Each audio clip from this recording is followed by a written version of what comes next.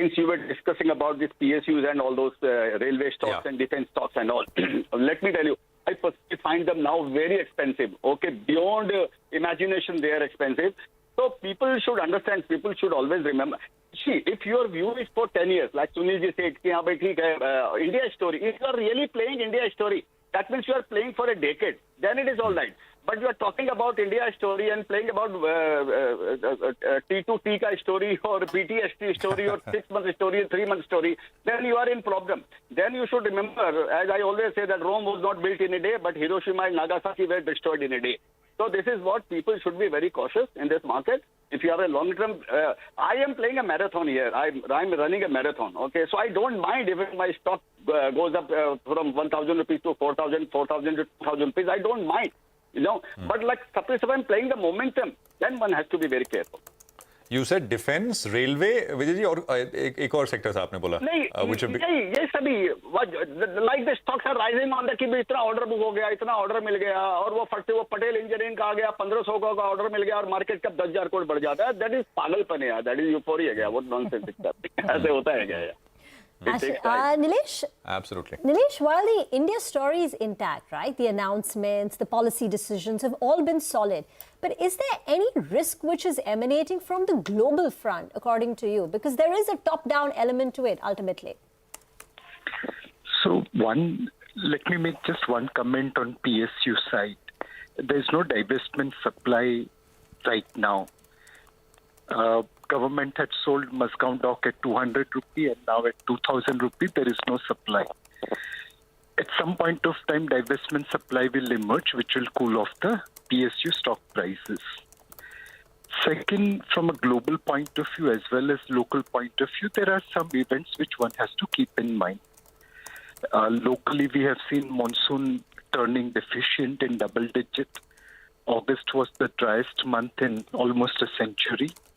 If September rain doesn't revive, then there will be adverse impact on inflation as well as rural recovery. On the global side, oil is our Rahu and Ketu of the Kundli. It has gone up to $90 because of the production cuts by Saudi and other non-OPEC countries.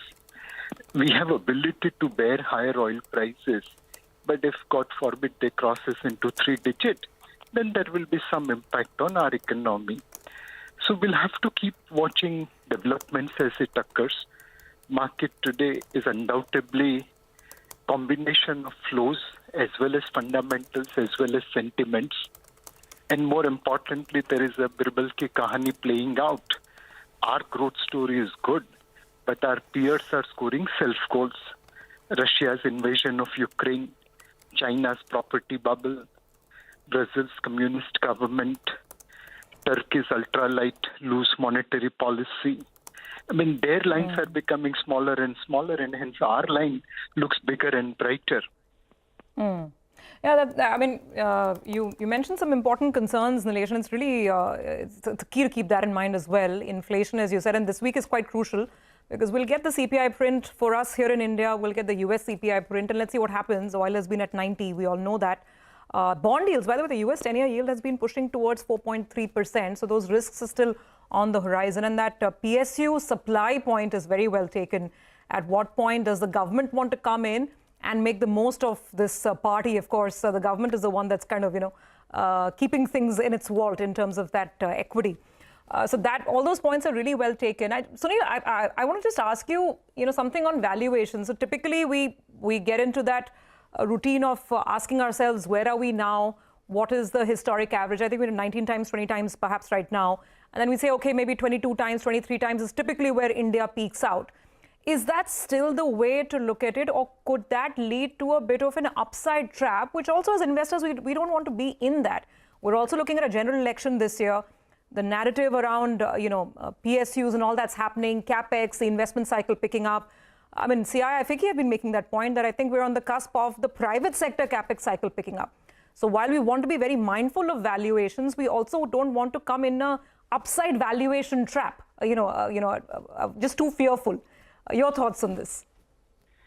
So in some sense, earnings are growing at about 1% a month. We are looking at 12 to 15% earnings growth over next 2 years. So either there could be a time correction where prices stay where they are and earnings catch up with them.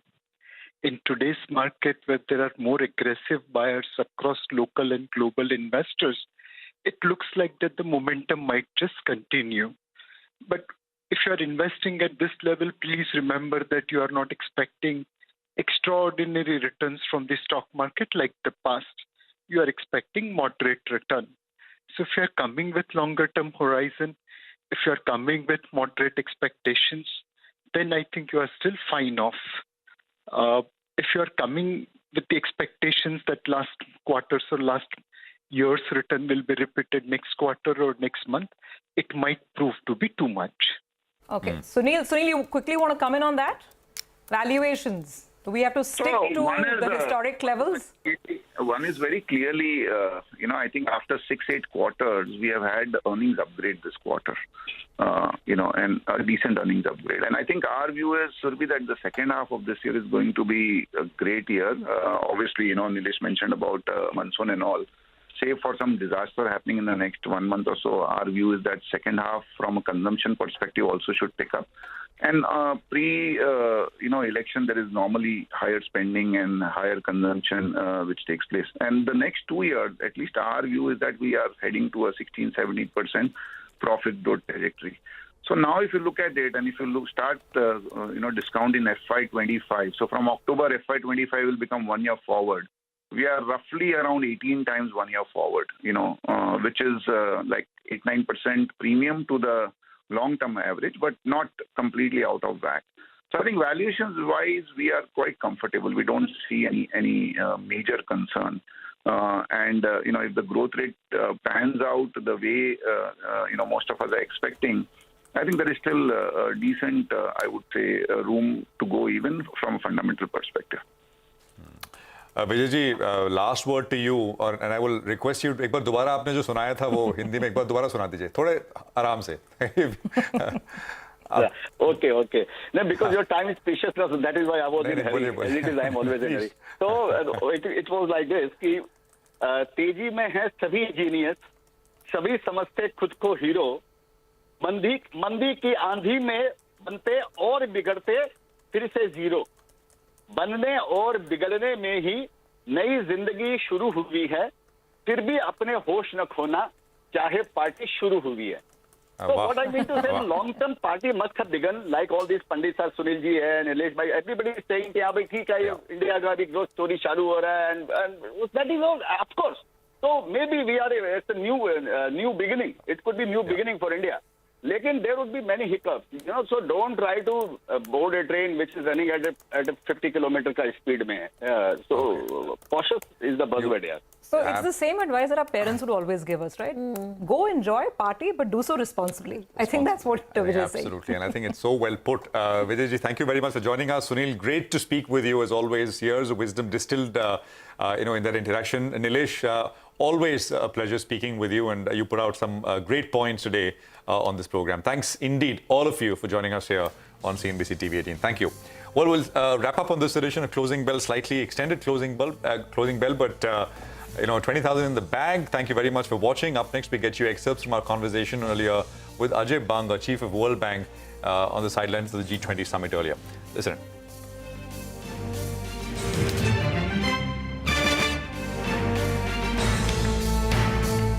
TV18 and CNBC-TV18.com.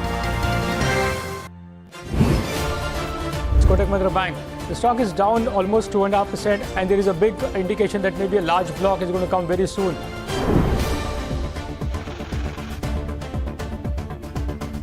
CMS Infosystems. In the middle of the trade, the promoter entity, which is Barings Private Equity, they are the likely seller in today's block, and some marquee domestic funds are expected to be buyers.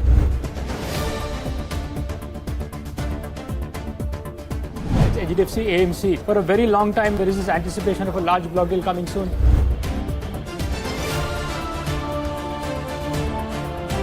Tune in to NSE Closing Bell as we spot deals before they happen, decode their impact on stock prices, and help you stay ahead of the markets. CNBC TV 18. Follow the leader. The commodity markets are in a bull run of sorts. The market levels of volatility have been sustained at a heightened level that we've never seen before, where crude, sugar and metals are surging. Commodities have traditionally been seen as a hedge against inflation. So we're seeing investors looking to put their money in commodities as an asset class. Which commodities should be a part of your portfolio? How can you profit from the current surge in commodity prices? Commodities react to demand and supply, production and government policies. We decode commodities for you on the impact from inflation and geopolitical tensions. Get the complete lowdown on commodities from across the world. Commodity champions at these times. From David to Goliath. From the smallest business ventures to multi-million-dollar global corporations. Meet the movers and shakers. Today's newsmakers. And tomorrow's leaders. Understand what makes markets move, how companies make quantum leaps, and how giant corporations stay ahead. Get the biggest business stories of the day, power-packed into 30 minutes. On Business 360 at these times. How about listening to global market maestros before crafting your investment strategy? How about getting deep insights into their businesses from top Indian honchos before putting your money on the line? How about making every trading day profitable with strategies from the market masters, macro pundits and chart wizards? Only one show gives you a head start to your trading day.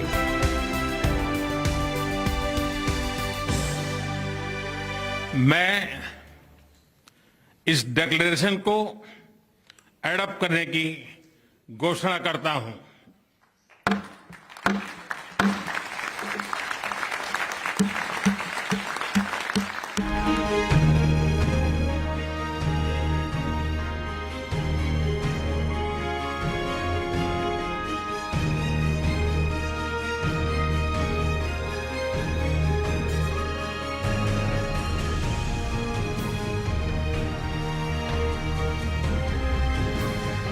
Leaders recognized that they can have significant consequences for the global economy.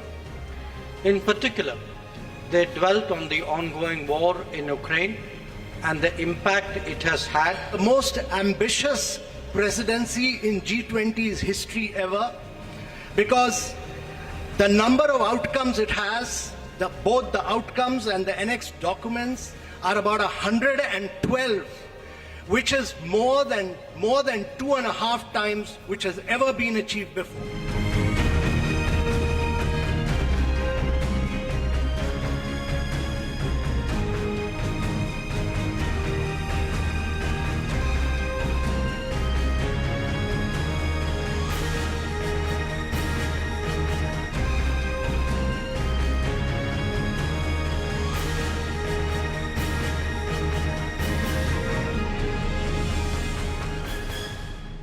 Welcome back. You're watching our continuing coverage here from the G20 Summit. I'm Shireen Bhan. It is my absolute pleasure to welcome on the program the World Bank head, Ajay Banga. Great to have you here on the channel back in India. Thank you so much for your time today. Thank you. It's a pleasure to be with you. You're making your G20 debut and we've got a New Delhi declaration. There were question marks on whether one would come through or not. Your first takeaway from this experience? My first take is just the fact that that declaration did come through. You saw the articles and the burst of sort of cynicism around it. I actually think the Indian government managed to get and corral everybody to the right place.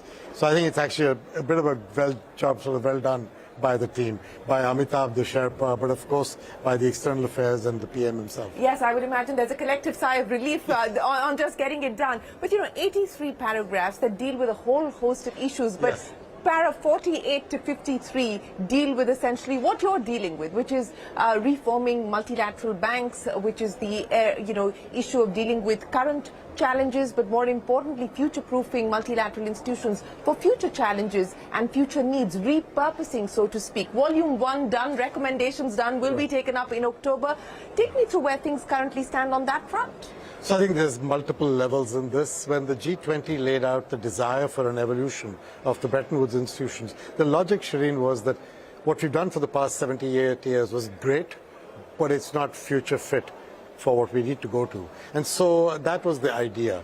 So, for example, the vision of the bank was all around eradicating poverty and sharing prosperity. Very effective for many years by the efforts put in by so many countries. Jobs got created. That's what lifted people out of poverty.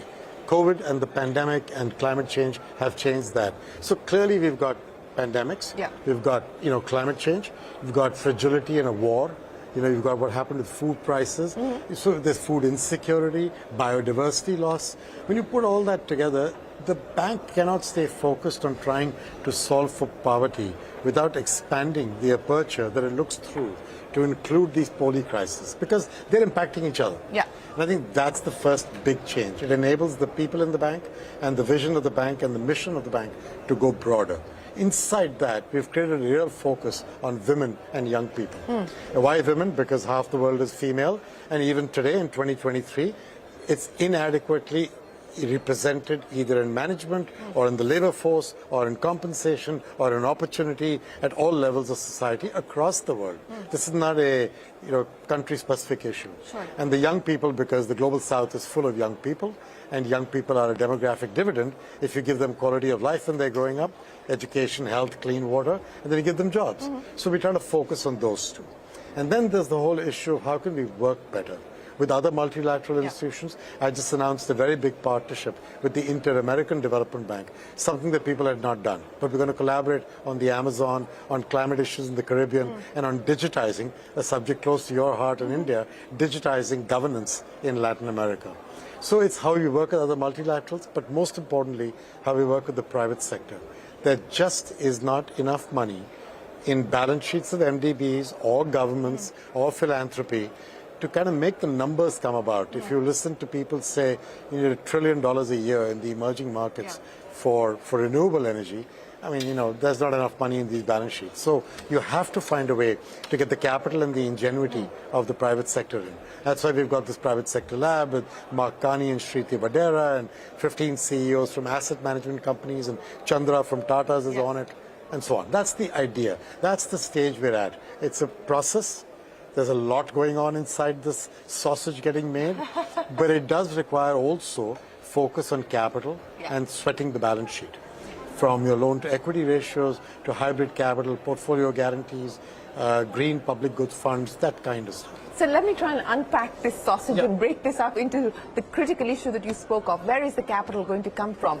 In terms of the bank itself, the revision of the capital adequacy framework and what room or headroom that opens up for you. Let's talk specifically about the headroom for the bank and then the private sector participation and the leverage that you hope that will be able to fund some of these issues that we spoke of. So just the loan to equity ratio creates about $50 billion of additional lending over the course of the decade. The announcements that are coming out right now, what the U.S. government has put into the request to Congress, creates another $25 billion over the decade. Germany announced some things today. Others are in the pipeline. By the time our annual meeting happens in Marrakesh, we're thinking that all this put together could get us to between $100 and $150 billion of lending.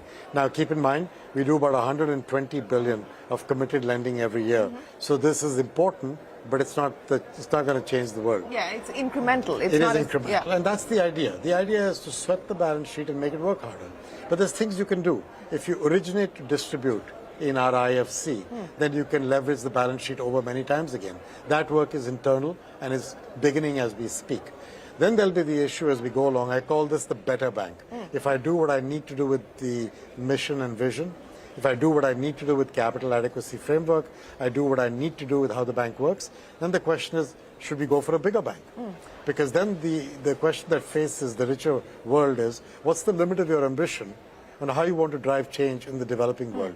And I think you should expect that to be the next conversation at some point of time, a little bit down the road, once we've got this bigger bank idea ready based on having a better bank in the bag. That's the way I'm going. So the journey from bigger to better, or better to bigger, or better to bigger, what is the aspiration? And I know that this is a work in progress and a work in process, but what is the aspiration given the needs that the world faces today? Well, the G20 expert group put out aspirations. They talked in terms of hundreds of billions of dollars of additional capital into the multilateral banks. I don't know if that's going to come, because it's not as though the world has got a great deal of fiscal headroom right now to be able to do this. Would this change in a year or two? It could. So I don't know. My approach to the N.K. Singh, Larry Summers report is to take it in, understand it, and say, let's get the better bank going. Let's create the room and headroom for asking for the bigger bank, which is what I'm doing. But meanwhile, let's get going with the private sector. Because, Shirin, even if we get 100 billion more capital, you're not going to get what you need for the kind of things we're discussing, from renewable energy to agriculture and methane to transportation to what we need to do with carbon capture. This is just in the climate space. Now let's talk poverty alleviation. Then let's talk pandemics, and then let's talk fragility and refugees. So there's a lot to be done here. The idea that somehow this will all come from multilateral banks or the generosity of the richer world, I don't think you should do that. I think you should view that as seed capital, as the foundation on which the private sector must come. So what is the role then that you expect the private sector to play, since you talk about the fact that governments around the world as well as multilateral agencies find themselves fiscally challenged and fiscally constrained? What is the role, what is the expectation, the ask of the private sector that you have? We should not make it only about the money. I can tell you that right now, if you were to give me a great deal of money to use in some of the emerging markets, finding bankable projects in countries where people are willing to take that risk is not that easy. There's work to be done between here and there. So it's also, it's a supply and demand situation. Most conversations end up about the capital supply. Actually, it's a little bit of both. One of the things the private sector can do really well with multilateral institutions and the like is to get more bankable projects on the ground. We need to help them do that. For example, we can advocate, and we do, for regulatory policy certainty. One of the things the private sector loves is to have an idea and a roadmap of where things are going with tariffs, where things are going with negotiating with the utility, where things are going with foreign exchange or with guarantees, right? First loss in some cases. So I think there's things that the multilateral institutions and governments can do to make it easier, more palatable, more predictable, more consistent policy for the private sector. But then the private sector has to work with us to create bankable projects. So I think there's those two roles, even before you get to the capital that the private sector can bring. I want to talk about what you brought up, and that's a big focus here, digital public infrastructure. Yes. And the World Bank has put out a report on how it believes that this digitization journey that we've seen in India has actually aided financial inclusion through the JAM Trinity, through now things like the UPI, etc. The significance of this, the exportability of this in being able to address some of the challenges that we just spoke of. So I think the interesting part about this, that it's happened in a few more countries, it's not just in India. But India is a shining example because of the size and scale of what was done over the last couple of decades, starting with the identification scheme all the way to building the basic platform and then building the applications on top. My view is that if you look at the technology stack, the brilliance of this was in that. You create fundamental foundations that are common, and you make those global public goods. So you price them at a price which enables people to come in on top with apps. So it's interesting, it's not just the government. In many ways, I think what Jio has done, along with what Airtel is doing today with all the pricing on cellular, is actually to create a very wide distribution of phones and data plans across the country. And then the money can be made on the applications that get built on it, rather than on the data itself. And so I think there's a lot of intelligence in this model and stack that can be used. I do think that you have to be careful about ensuring that we update it for the latest technology. A lot of this work began years ago. We've got to be sure we are really good on cybersecurity and privacy. The world today on cybersecurity and privacy is different from 15 years ago. So there's a lot of good work done here and a lot of great things in the model. And I'm very supportive of that model being usable. Ajabanga, I have a lot more to ask you, but I know we don't have time at all this evening. But it's been an absolute pleasure. Thank you so much for giving us time and speaking to us today. And we look forward to seeing you again soon. Appreciate your time today. Thank you. Well, we are going to take a break. There's a lot more coming up. Don't go anywhere. We continue our coverage here from the G20 Summit right after this.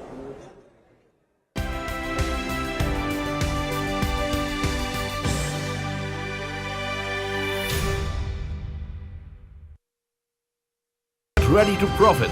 Get ready for business with Bajar at these times on CNBC-TV18 and CNBC-TV18.com.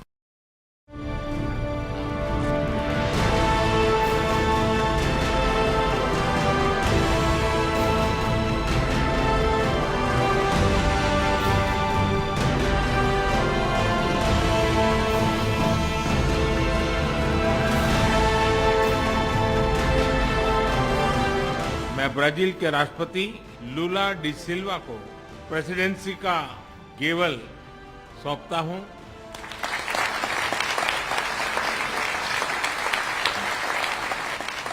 Brothers and sisters from India, dear, thank you very much. मेरा प्रस्ताव है कि हम नवंबर के अंत में G20 का एक वर्चुअल सेशन और रखें। We need to redouble our efforts to achieve the goal of ending world hunger by 2030. We were able to agree on the G20 Leaders' Declaration, which is a truly meaningful achievement. This G20 confirms once again the isolation of Russia. Russia is, and Putin is, very much in the wrong in terms of the instability they're causing in the world, the impact on food prices, the impact on global inflation, on supply chains.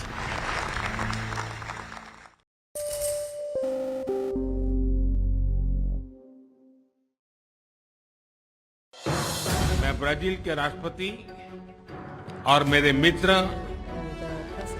Lula da सिल्वा को हार्दिक शुभकामनाएं देता हूं और मैं उनको presidency का Gavel सौंपता हूं।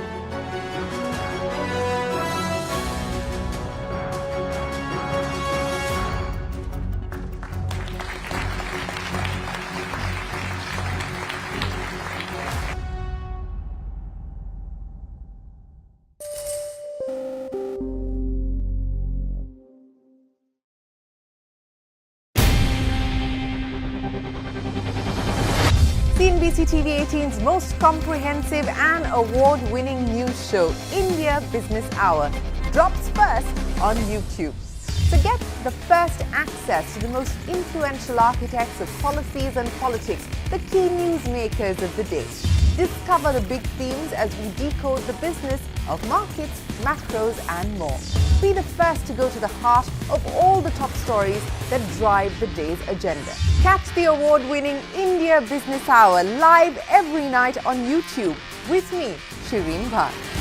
India Business Hour live on YouTube at CNBC TV18 weeknights at 7 p.m.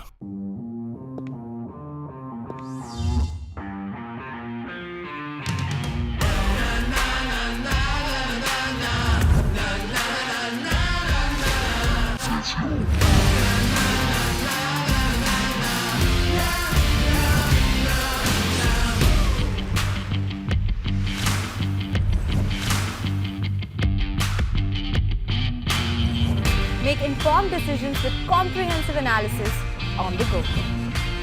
Strengthen your portfolio with real-time market updates on the go. Create effective strategies with insightful expert opinions on the go. Grow on the go with CNBC TV18, now streaming live 24/7 on YouTube.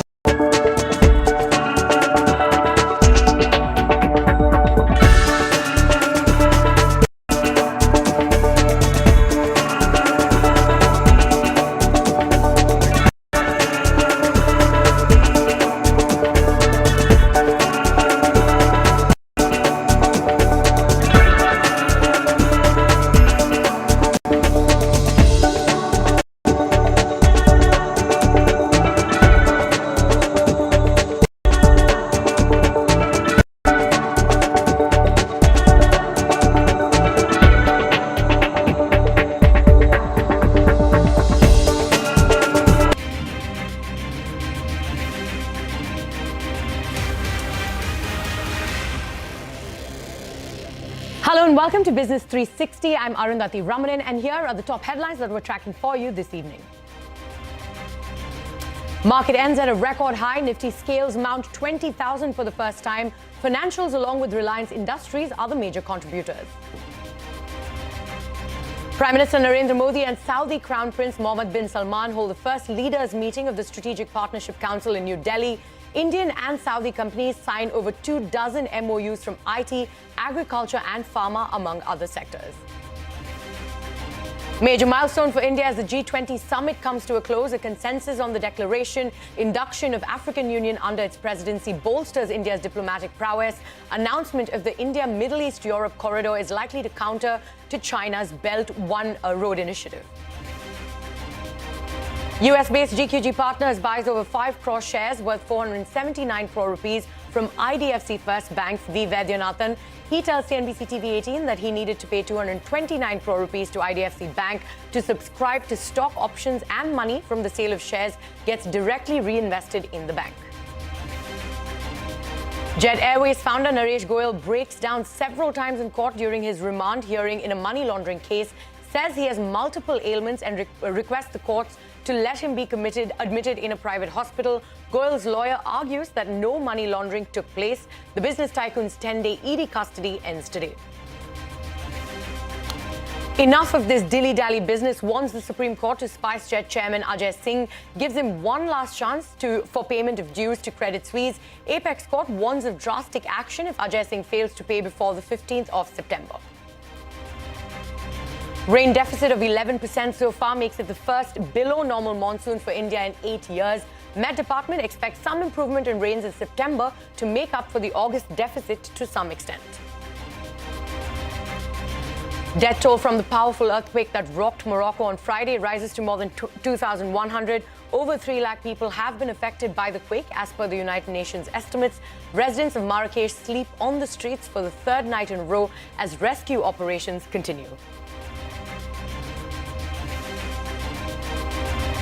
Those were the headlines that we're tracking for you this evening, but straight to what was a record-breaking day on Dalal Street.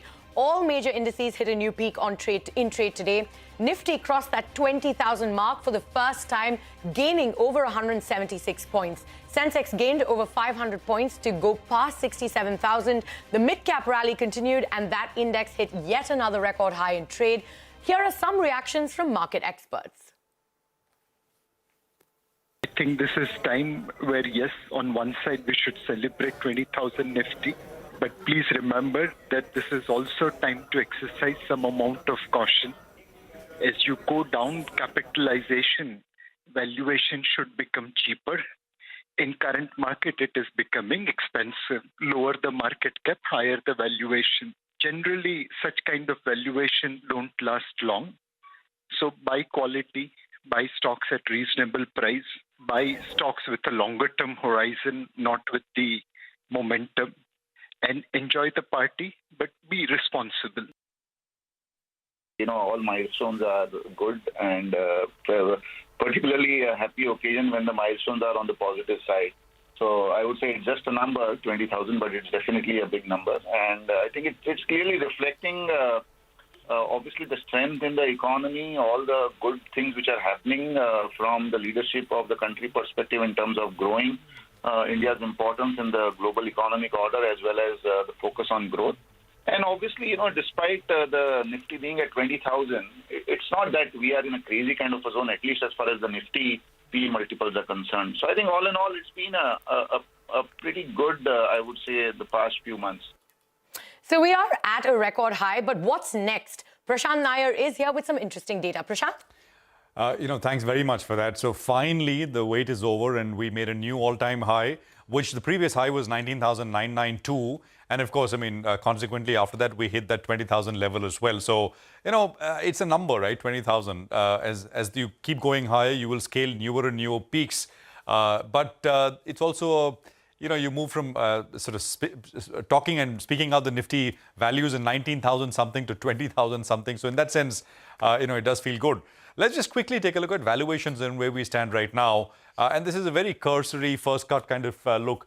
On a 1 year forward basis now, as of today's close, we traded 18.5 times on Nifty. If you look at the 10-year average, that is at about 17.5 odd times. So yes, we are slightly higher, but I have to say, this is the average, right? The last 10-year average. If you take a look at the peaks, I mean, the various peaks that the Nifty has had all the way starting from, January 2008, the one which we saw after the current government took power in 2014, in 2018, the high values would be much higher. So this is the average, and as compared to the average, this does look slightly up, but as compared to the previous weeks, I mean, I think we're still some distance away. Just a quick look at what has contributed to this rally on the Nifty. And what I've done is I've taken percentage contribution from the 31st of March this year. Why 31st of March? Because that's basically when the market really took off. And this is what sort of comes through. What this tells you is that it's not just like 1 or 2 or 3 stocks in the Nifty which has contributed to this 15% rally. It's a bunch of things. It's actually quite well distributed. Reliance has contributed 13%. ICICI Bank has contributed 7.5%. L&T some 7%. ITC, and then there is Bajaj Finance as well. And I could go on, but this kind of gives you the sense that it's many stocks and small contributions coming through. Actually, there is only one stock which dragged on the other side, and that was UPL. Now, this is, a Nifty at 20,000 but. And the but basically is the mid and the small cap part of the market.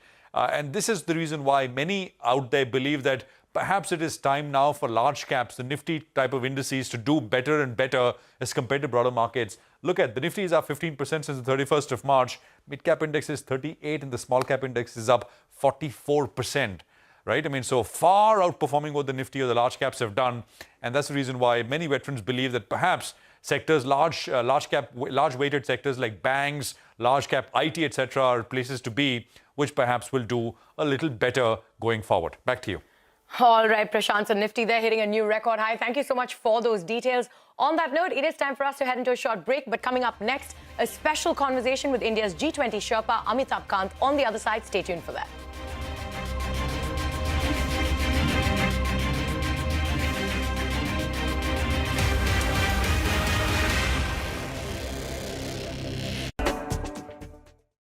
मैं इस declaration को adopt करने की घोषणा करता हूं।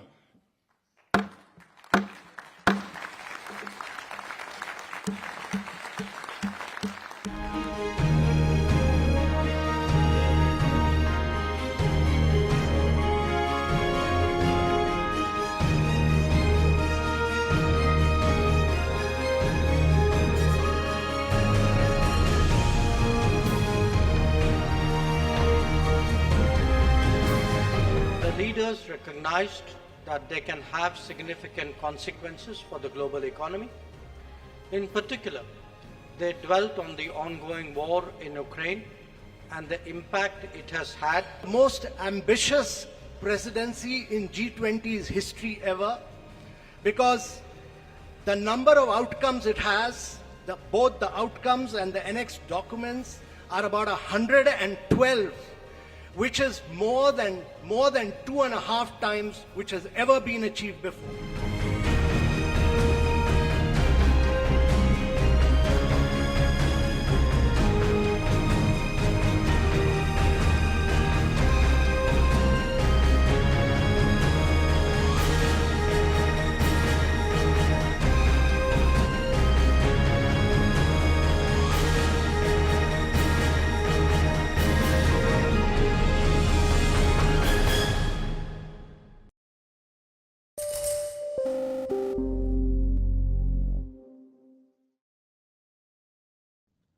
आप सबकी सहमति से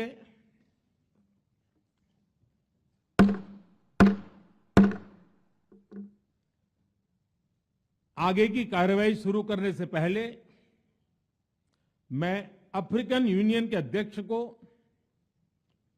G20 के स्थायी सदस्य के रूप में अपना स्थान ग्रहण करने के लिए आमंत्रित करता हूं।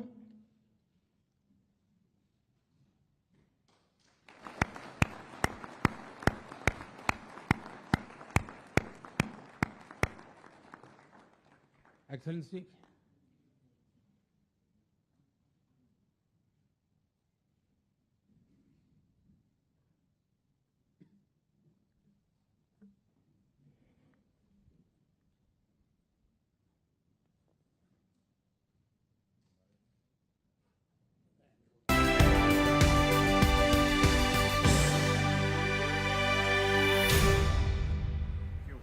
Hello, welcome to the CNBC-TV18 special. The G20 summit is over and we do have a New Delhi declaration in place, even though there was a big question mark on whether we would have one or not.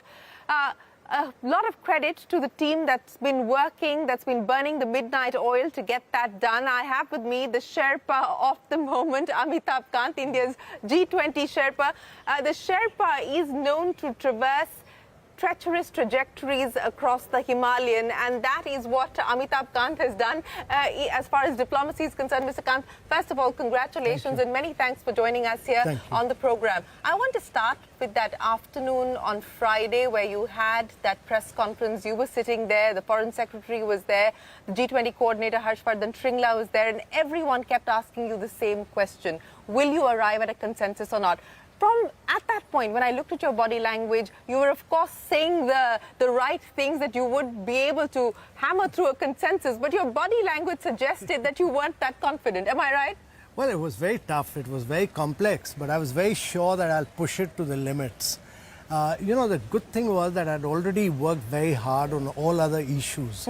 So the challenge left was climate, energy, and geopolitics, of course. So we had sealed, when the Sherpas came into Delhi, we took them about almost 60 kilometers out of Delhi. To Manesar? To Manesar, we closed them up and we ensured that there's no leakage of information. And every time we had a meeting on geopolitics, we ensured that no one came with a mobile phone. So there were no mobile. No one came with a mobile phone into the meeting room. Yeah. They could only take a little bit of notes to convey to their leaders, because the challenge was if the drafts were leaked out to the media, then the whole geopolitical settlement would get wrecked. And it was very important to keep it in close secrecy. Confidential and closed doors. Yeah, and How keep many it absolute. drafts were there? I think we worked through about 15 drafts. We started off they all came in on 3rd. The Sherpas had come in by the 4th morning, and we started on the 4th morning with a blank screen and the drafting session, because we could have started with para 3 and 4 of Bali, but I was quite sure if we start with that, we'll never achieve consensus. So we had to start afresh. So I said, keep 3 and 4 in your mind, but we'll do fresh drafting. Tabula rasa. Yeah. So we took the screen and I drafted 15 principles. I dictated 15 principles in front of them. And then I asked them what they wanted to add. So that the G7 added a number of more things, and then China added a few things, and then emerging markets added a number of things, and then Russia added. So we had a number of things. And after hearing everybody, and this was all in front of, the process of drafting was going right in front of everyone, all the 20 Sherpas. And then I said, we'll prepare a draft. And I told them that India, Brazil, and South Africa are going to work together. The 3 Sherpas are going to work together. And we will prepare a draft based on inputs received, which will be a balanced draft, taking everybody's views into consideration. And the very next day, we worked all night, and we came back with a revised draft next day in the morning. When we had a meeting, these people... This is Saturday morning. Yeah. And then these people had different viewpoints, many more viewpoints. We listened to everyone. And these drafts went up and down about 15 times. Okay. And in addition to the 15 drafts, we also had several rounds of bilateral. I think I must have held about 200 bilaterals in that period, from morning to night. I used to meet all the Sherpas individually, from morning to night. So all the G7, then emerging markets, then China, then Germany. It was very important to explain to them what, also important to understand their red lines. Also important to tell them that we are going to do a fair, transparent job.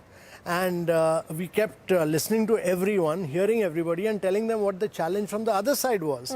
And then we kept moving the draft, we kept going through it, and everybody had challenges, but finally, after many rounds of discussion, bilaterals, etc., and I wanted to take it, I presented it in the morning. There were still many issues from the side of G7 as well as from Russia.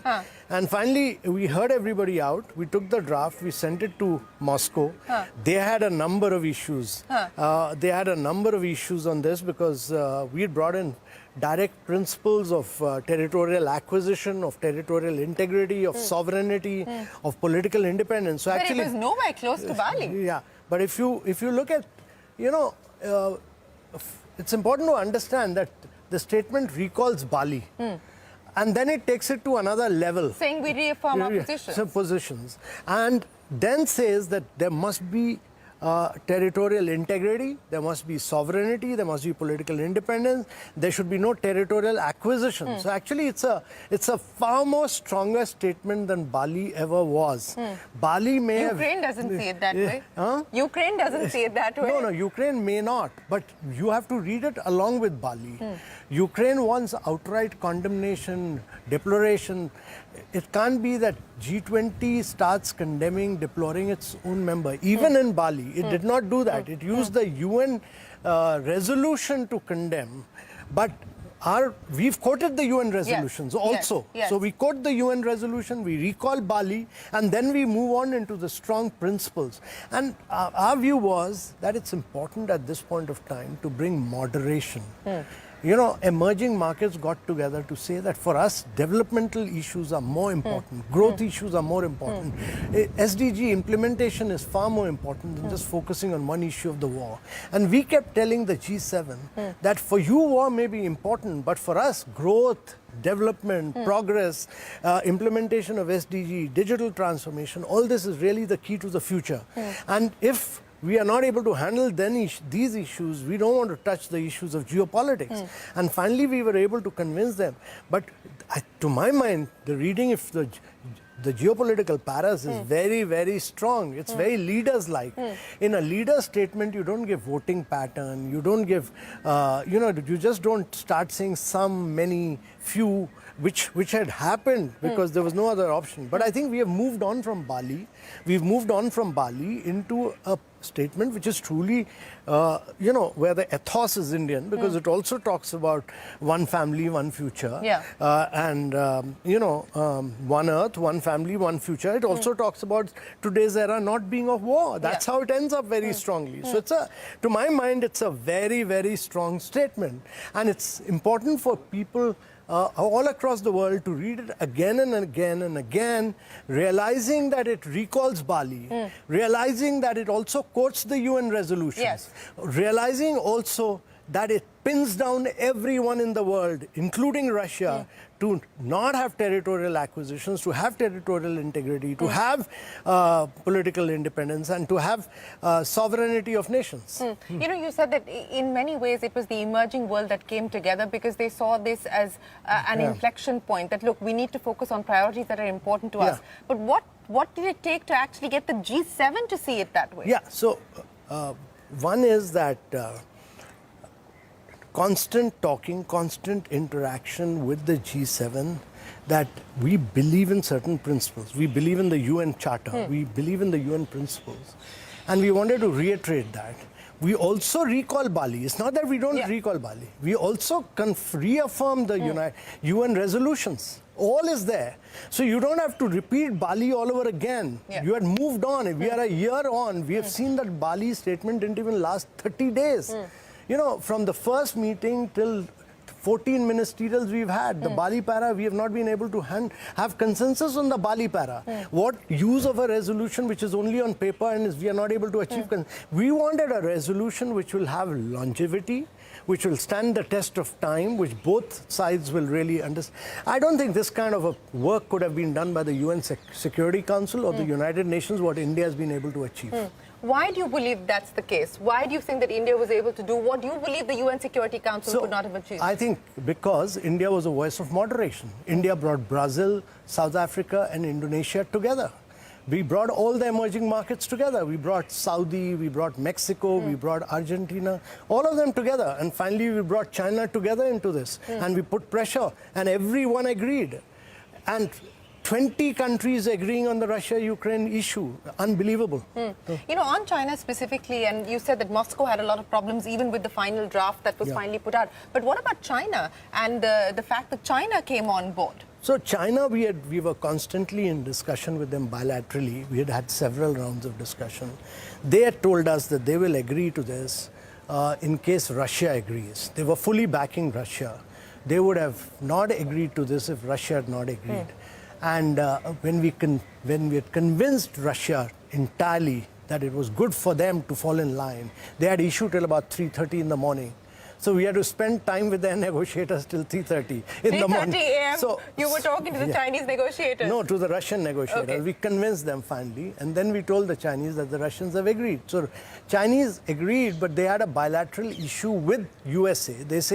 They said that they will agree to this only if that bilateral issue settled with the United States. It had nothing to do with this resolution. It was some other issue. And then we made the Americans and the Chinese sit down in the morning after the meeting had started. The meeting had started, we had a resolution on this, we had a resolution on everything else, but the bilateral issue between USA and Chinese had not been sorted. That also we sorted. So on Saturday morning it got resolved. And got that's what finally led to the breakthrough. That led to the breakthrough. And we ensured that the Chinese and the US bilateral issue also got sorted out. And we played a key role in that as well. You know, Mr. Kant, many people are calling you the weapon of mass diplomacy. That is what Anand Mahendra has tweeted. In your career, I mean, you're a career bureaucrat, sir. Has this been the hardest assignment? What has this taught you? No, this was very tough. This was very tough, but I was very fortunate, you know. I was fortunate because I had some very good colleagues. First of all, the Brazilian Mauricio was very good.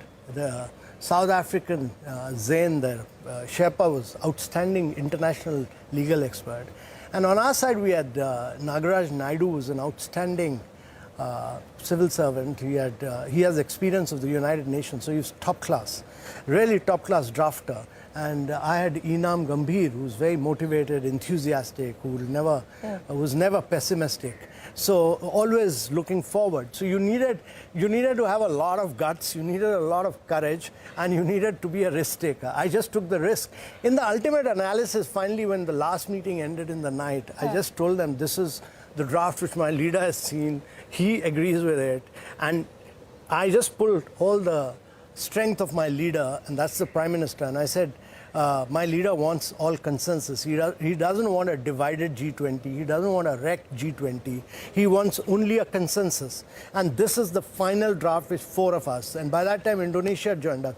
This is the best possible draft which we'll green by the morning. So I left it at that at about 12 p.m. in the night. By morning 6 a.m., when I got up, I had confirmation from EU, I had confirmation from Germany, I had confirmation from Canada, I had confirmation. So it was taking brinkmanship to its last. Okay, so by the wee hours of Saturday morning, you felt confident that you would have a breakthrough. Absolutely confident. Nobody believed me, but by that time, you know, I was absolutely sure that I'll drive it. And I took it to the last. I didn't want to hold the meeting early because I knew they'd get into discussions and debate again. I didn't want to discuss it any further because I'd already done 200 rounds of negotiations. So I just took it to the last and I said, this is the best possible draft. This takes care of everybody's red lines. This takes care of everybody's interests. And here it is. This is the final draft. No more discussions. If your leader has anything to say, go and tell my leader. Sherpas won't discuss it anymore. And that's where things fell into place, because I knew by that time I had already got all the emerging markets with me. I had China and Russia, you know, were still opposing it, but I was pretty sure I'll push it down their line. And I told Russia that if you don't agree, in the night after I'd done this, I went and told them that if you don't agree, we'll make it 19-1. So I was just doing gutsy, courageous brinkmanship to the last. Gutsy, courageous brinkmanship to the last. Amitabh Kant, but at the end of 200 hours of negotiating, what has been the big learning for you in terms of the power of negotiating itself? So it was a very unconventional negotiation. This is not the normal type of diplomatic negotiations, but I did it. Perhaps because you're not a diplomat. No, so I did it. I could do this because I had the full authority and backing of my Prime Minister, who's my leader in this case, and I have his stature and standing at in the international arena is very high. The French had an issue, but I was very sure that Macron will not have the courage to tell my Prime Minister that you change this word into that. So they had an issue with the final draft. No, they had some issues. The Germans had some issue, but I made all of them fall in line. So if you go by everybody's, because G7 comprises of 7 nations. They keep coming and telling you, change this, change that, change this, change that. It'll never work. I'd heard them 200 times. What more can I do? So I couldn't have done anything more. I told them, this is the best draft you can ever get. This takes care of all your positions. This takes care of China. This takes care of Russia. This takes care of all emerging markets. And then I had to throttle it down. Throttle it down you did, Mr. Kant, and at the end of the day, when no consensus seemed possible, you managed to broker one through. But outside of the New Delhi declaration and the fact that this turned out to not create history in the wrong way, not to be the G20 that didn't actually have a communique out, I want to address 2 of the other big... So let me just say a little bit on this, because it's a voice of moderation. It's a voice of... there's a lot of voice of the global south in this. Emerging markets have had a say. It's a very balanced draft to my mind. It takes care of everybody's concerns. So this should be a piece of document which should really work for everyone for a long period of time. For a long period of time, and perhaps it also reflects a somewhat pragmatic approach. Also, it brings multilateralism back to center stage. Multilateralism hasn't worked for a very long time, but India has demonstrated that multilateralism can work and will work. And we've created a document, the New Delhi Leaders document is a very progressive, forward-looking document on a range of issues. 83 paras, we've had no dissent whatsoever, anywhere. It's the only document which on all issues has had consensus. Yes, 83 paras versus 52 in Bali, and of course a whole host of substantive issues being discussed. But let me pick up 2 of those, and let's start by talking about the economic corridor. And I want to understand what went into actually ensuring that that announcement was a reality here at the G20. We heard from President Biden in his press conference. He said that he had proposed this because he believes the economic corridors are the road of the future. But, take me through what went into negotiating this So this aspect. This had been coming from the USA for a long time, and they had thought it through, and we discussed it. They had discussed it with other countries. They wanted to propose it. It's very much like our own Delhi-Mumbai industrial corridor. So you still have to do a lot of conceptual... To the power of power of 100. Power of 100. But it's a great concept. It's a brilliant concept. It's in terms of its outlook and perspective, it's truly unique. All that we need to do is to get down to concept, to actually getting the project reports right, get the implementation right.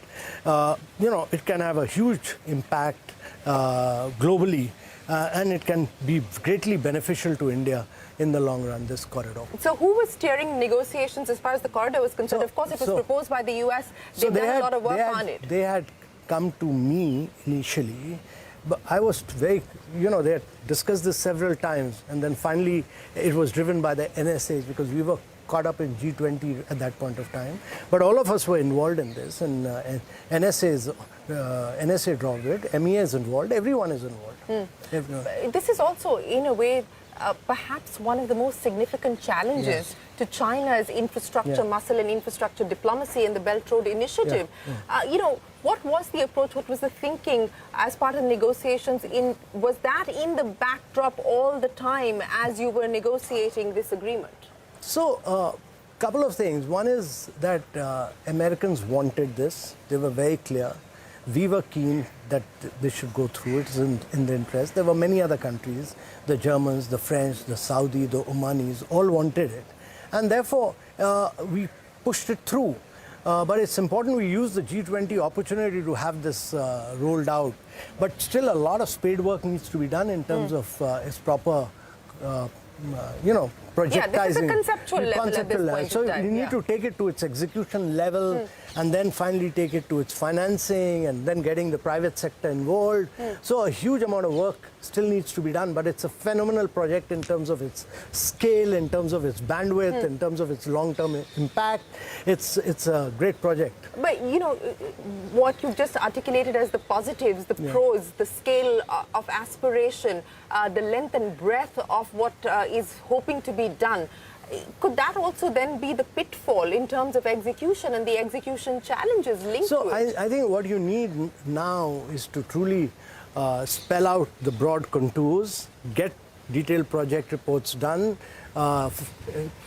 lay out the clear financing pattern, get the financing agencies involved. It's very much, we'll work on it to take it forward. But it's in a broad line like what the Delhi-Mumbai corridor was, that you'll have these corridors, you'll have a freight line running, you'll have, information technologies, many other components to it. So I think India's quite used to it with this Gati Shakti approach now. We'll be able to push it through. Speaking of Gati Shakti, one of the other announcements that came in, Mr. Kant, was of course the announcement as far as the inclusion of the African Union as a permanent member of the G20, and this is something that India had committed to, and it was a work in progress ever since our presidency started. Was there unanimity right through on this issue, or was there hard bargaining even on this one? No, so the letter of the Prime Minister to the heads of states had made a lot of difference. Majority of the countries were fully in agreement with the African Union getting involved. There were 2 or 3 challenges which we were able to discuss in the Sherpa track and sort it out, and by before the physical Sherpa meeting happened, we brought everybody together to agree to it. And therefore, there was broad consensus around it. But one of the big issues when we talk about Africa, and the hope is that with this there will be move towards further economic resilience, more integration, economic integration. The call for addressing debt of Africa and perhaps even the possibility of a debt reset, how much of that was part of the deliberations and the discussion? So that was discussed in the finance track. That's a finance track issue. It's an important issue because if 75 countries of the world are facing a global debt challenge, I think much more needs to be done. And that's an issue. It's been done for Zambia. It's still to be done with many other countries. But I think that's an important issue. But that's an issue which the finance track will take forward. Mr. Kant, of all the issues, 83 paras that dealt with a whole host of issues, from crypto regulation, which was, of course, part of the finance track, to digital public infrastructure, to climate. Which were the hardest ones? I think the hardest one was consensus outside of Russia and Ukraine, which you've already So the discussed. hardest one to negotiate were climate, energy, and then finally geopolitics. Climate was very tough. The ambition level was very high. Was it the finance aspect, climate finance, that was the hard part? Or? Getting countries to commit to tripling renewables, to cutting down fossil subsidies, to raising their ambition on use of fuels, unabated, to limiting unabated fossil fuel. Saudi was had very strong red lines, so we had to bring them down, negotiate and bring them down on number of. They were not agreeing to tripling renewable energy also. So there were huge challenges, and we were able to get them around on a number of issues and bring consensus. Just about everything we brought consensus to. We used many ways to do this. What ways did you use, Mr. Kant, to arrive at consensus on the climate issue? So you see, the challenge was that very important to convince them that, like we've done ourselves, that going renewable is the right thing. We've achieved a lot, and we are very confident we'll be able to triple our renewable energy. And if anybody has got better weather conditions than ours to go in for renewable, it's Saudi. So we had to talk a lot. We did many bilateral discussions. So to be able to succeed multilaterally, you have to succeed bilaterally as well. And that was very important. We had to do that many times. And I think one lesson of all this is that you have to deal bilaterally, you have to be well-intentioned, and thirdly, you have to know where the interest of the other country lies, and therefore you have to handle 2-3 issues together to be able to sort it out. Well, speaking of handling several issues at the same time, Mr. Kant, what I want to understand from you now is, one, is there going to be a virtual summit in November? That is what the Prime Minister has proposed. Do you believe that we're going to see one in November? And more importantly, it's as you point out, it's a substantive document that's been put together. Brazil now takes over the presidency. What's the hope from here as far as the New Delhi Leaders' Declaration is concerned? As you said, Bali was forgotten very quickly. Bali, one para was forgotten very quickly. What is the hope with this one? Oh, very much. It's a very good document, and I think everybody's agreed to it.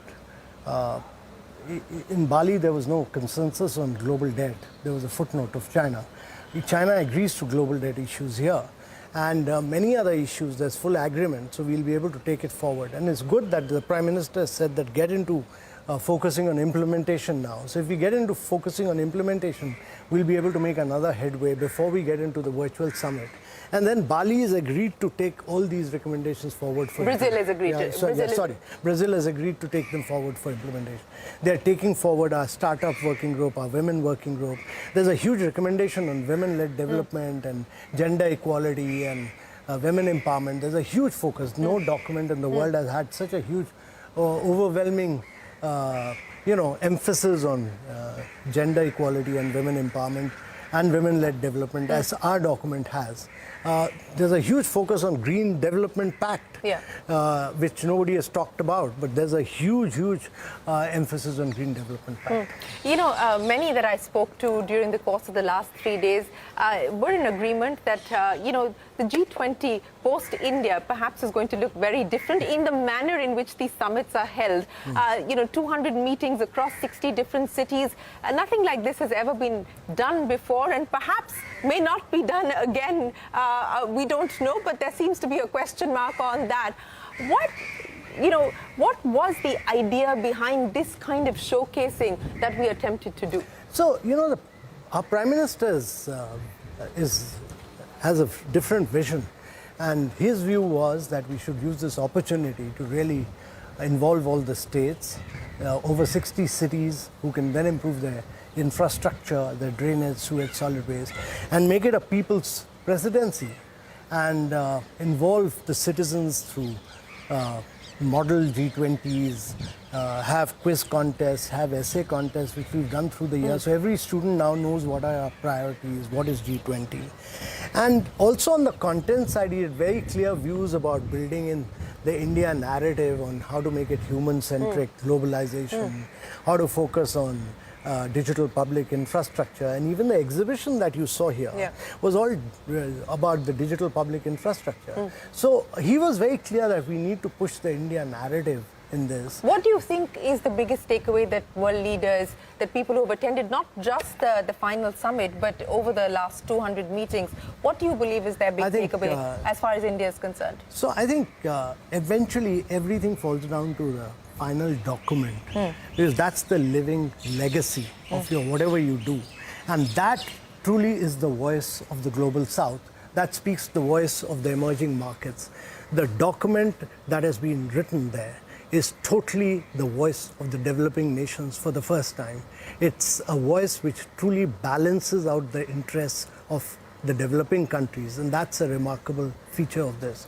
It also focuses on several new areas like DPI. There's no global financial architecture. It brings in the discussion of artificial intelligence of leaders and many more areas which they talked about. But it's a path-breaking document to my mind. For you personally, Mr. Kant, what is this process been like? Forget the past 9 months, but specifically the last 3 or 4 days. Have you got any sleep at all? No, I've not got any sleep, so I need to sleep well. I'll plan to do this in the subsequent days, and I really want to take good rest and just chill out.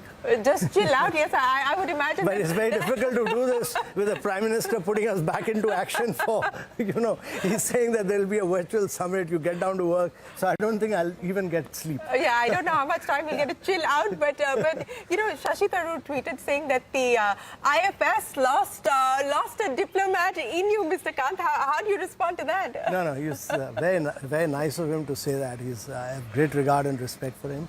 But there's no, in this kind of a thing,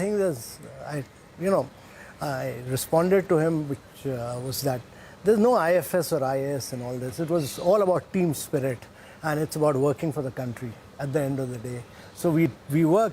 But I think in the end analysis, I could get all this consensus through largely because of the elevated stature of India.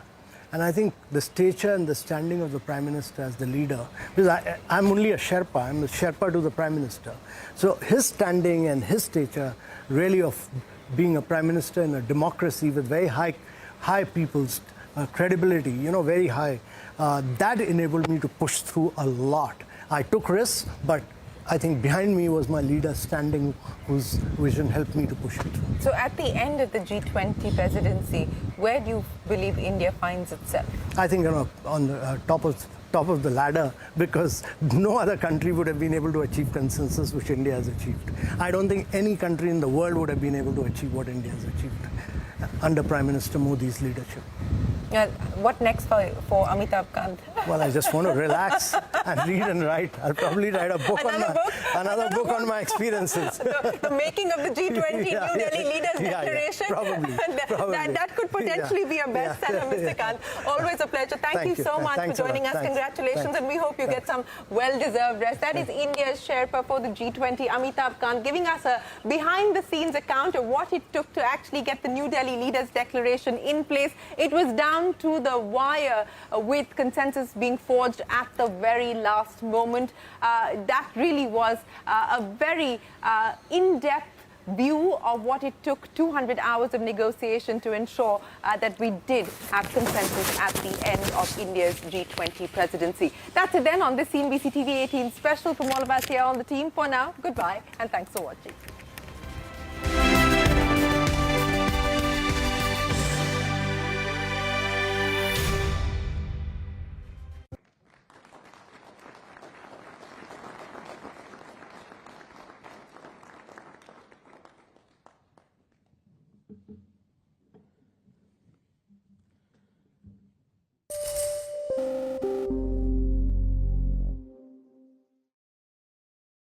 You talked about double-digit interest from potential host nations, and I want your comments on a statement that came in from one of the cabinet ministers in India, the Information and Broadcasting Minister Anurag Thakur, who said that India will support the IOA's decision to bid. He used the word bid, but to potentially host the 2036 Olympic Games. Has there been any dialogue, any conversation with India? Yes, we had sometimes a dialogue, and there were different indications from both the National Olympic Committee and but also from the government side. And this is a great news for the entire Olympic movement. You know, India is the most populous nation on this planet. India with let's say, a starting to flourish sports movement, going beyond the more traditional sports and also embracing more and more Olympic sports. That's a real welcome initiative by India.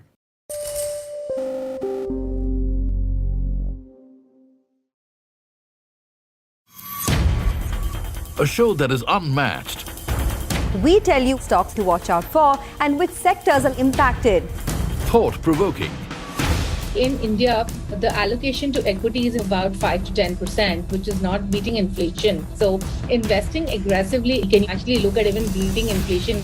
And will give you maximum value for your money. It is a good time to look at debt funds as a category. There's no better time than this in that sense to lock in rates for the long term. A masterclass with India's biggest market experts.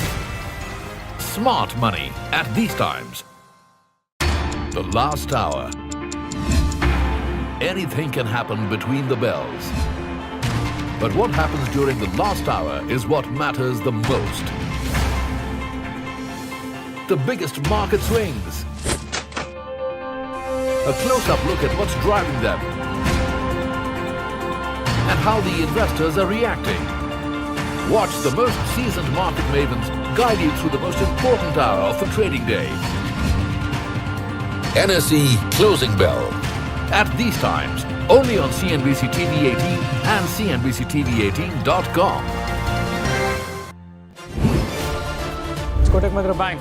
The stock is down almost 2.5%, and there is a big indication that maybe a large block is going to come very soon.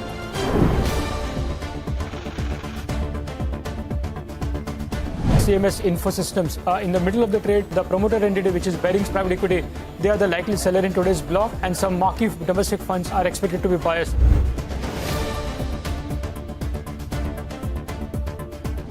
HDFC AMC. For a very long time, there is this anticipation of a large block deal coming soon.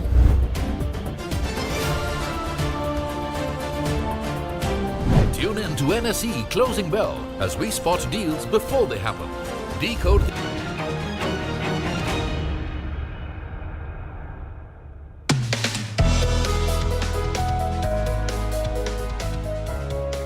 We are, as Surabhi said, 35 points away. So, yeah, I mean, 19,964 is where we are at. 20,000 on the right Nifty. Yeah. We can finally say it, after a wait of 50 plus sessions, we've traversed the distance, traversed the journey, and the 20,000 mark, the next decade, the 20,000 decade is here. All milestones are good, and particularly a happy occasion when the milestones are on the positive side. I think this is time where, yes, on one side we should celebrate 20,000 Nifty, but please remember that this is also time to exercise some amount of caution. The Nifty has crossed the 20,000 mark for the first time. It's taken the Nifty 52 trading sessions to surge from 19 to 20,000. This is the fifth fastest 1,000 point surge on that index. Just last week, the Nifty 50 was under threat to fall below 19,000, but it staged what a strong recovery. The mid-cap index too posted another record high. Hello and welcome to our special coverage, Bulls Charge Ahead. I'm Prima Tendulkar, and with me is Prashant. Prashant, a milestone day, a momentous day, 20,000 for the first time on the Nifty, closing just shy of that level. Oh, absolutely, Rima. So done, right? Done. 20, and I think we will, I think, do another Bulls Charge Ahead, what, 21? Or 22. And how many sessions will it take us? You know, they say that when markets make new highs, right, sometimes gains pick up. And we've seen that with the small and mid-cap part of the market where the pace is accelerated. Every week we're now adding 4% or so. So who knows? Let's just quickly, let me just quickly tell you, put out a few data points, nothing else. But, when you talk about the Nifty, what are we really talking about? It's made up of stocks, it's made up of sectors. And I think it's a good time to highlight the composition of the sectors which make up the Nifty. And I got the latest out. Financial services is 37% of the Nifty index. IT is 14%, right? There's oil and gas, which is another 11%. FMCG is 9%. Autos is 6%. And then there is, 4%, 3% in various sectors spread across. Power, there's utilities, construction, chemicals. But those are much smaller. But these are the big ones. And the largest of the two are financial services and IT, as you can see on your screen. The point is, these are also two sectors which have actually not really participated in any meaningful fashion since this move began from late March. They've participated, and the contribution plate will pick up, and to what degree, but nothing big, right? So take a look at this. The Nifty's moved up 15% from the 31st of March this year. So that's when the rally actually began. Reliance has added 13%. This is in percentage terms. ICICI Bank, L&T, ITC, and Bajaj Finance are the others which have sort of gained or rather contributed the most. It's well spread out. It's not concentrated in any one large area at all. So well distributed in that sense. Look at valuations as well. We're at 20K, but on a one-year forward basis, we are trading at 18.5 times earnings. This is Bloomberg consensus. The last 10-year average is about 17.5 times. I mean, you could look at the average, you could look at peaks. For example, I looked at what the Nifty was trading at the peak of January 2008. We were at 19.7 times, 1 year forward back then, right? So suddenly it looks different. But on a 10-year average basis, we are slightly above now. Nifty's gained 15%, but I think, just to kind of wrap this up, the gains in the mid and small cap part of the market have been much larger.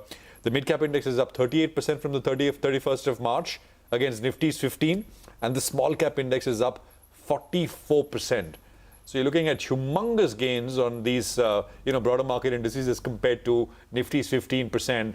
And perhaps that is the reason why many market veterans are now calling that perhaps it's time for large caps once again. So while 20 done, perhaps there is more coming from here on out as well. Let's actually put this to Prashant Khemkar, White Oak Capital, who's joining us. Manages one of the largest pools of money here in India. Prashant, thanks very much. Good to have you with us here on the program. And I want to just start with that, use this opportunity of Nifty at 20K to ask you that question. Are you also of the view that maybe, the weight will tilt in favor of large caps here, And once again, that's the part of the market where you'll tend to make over the next, say, 6 months, 12 months, more money will be made in that part of the market. Your thoughts? So first of all, thank you, Prashant, for having me here on the show on this day. And thank you, Rima, as well. So I do think that, small caps are influenced at this time by the massive inflows that the industry has seen, the MF industry, or even globally, the money that has come in. That has had an influence on the small cap stock prices. So the 45% odd rise that you showed just now from March 31st, that obviously fundamentals have played a role as well, the improving fundamentals, but there is a bit of an impact of the flows, which is not fundamental and hence does represent a concern in the small cap and the micro cap segment.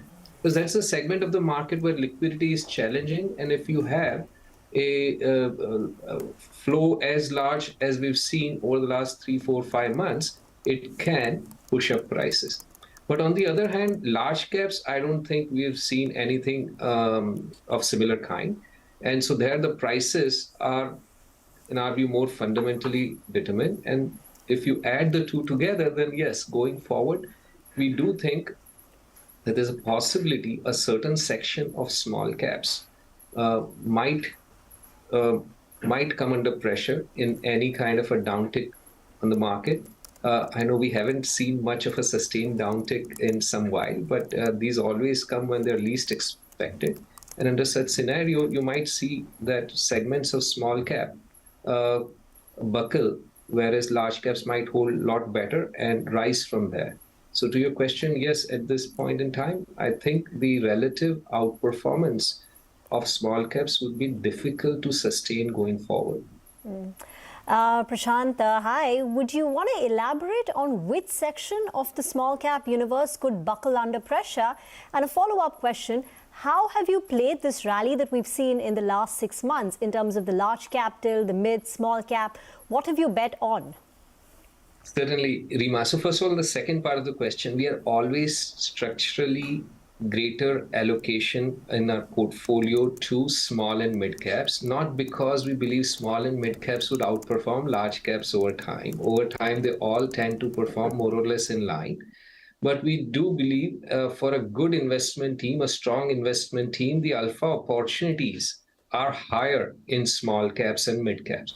So even if these different market cap segments perform in line, if alpha opportunities are stronger in mid and small, then over time you can generate more returns in that, and we would remain so going forward as well. Notwithstanding anything that I said, we would still have more allocation in mid and small. Now, within mid and small, particularly the small and micro, I would say, to your first question, which segments have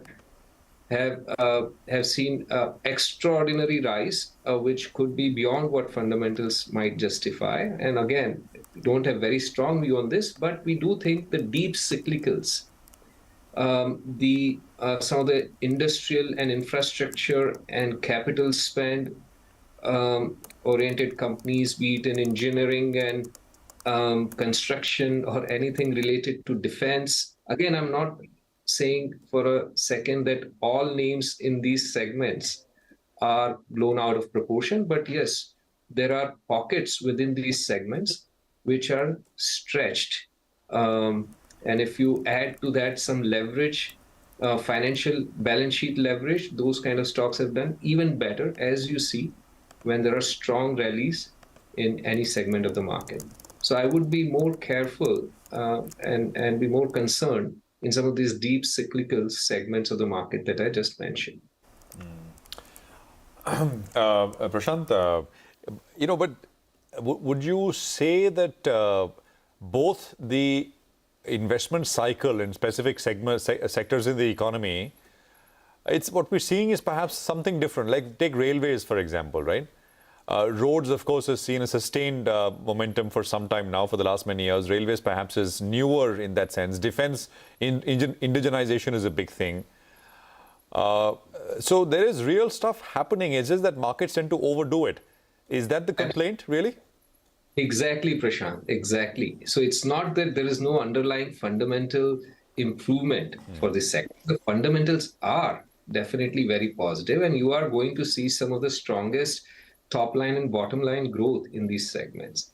But they have to be, there has to be some fundamental valuation discipline as well. It's just like in 2007, 2005, 2006, 2007 timeframe, we all agreed, everyone knew that a billion plus Indians would need a place to stay. So the demand for real estate is always going to go higher, and there's only so much real estate, there's only so much land in the world. Land cannot be produced anymore. And so the real estate prices, but if you see the stock prices back then, went way ahead of what those fundamental expectations were. Obviously, in case of real estate, the fundamentals also didn't play out down the road as were expected, which with any sector.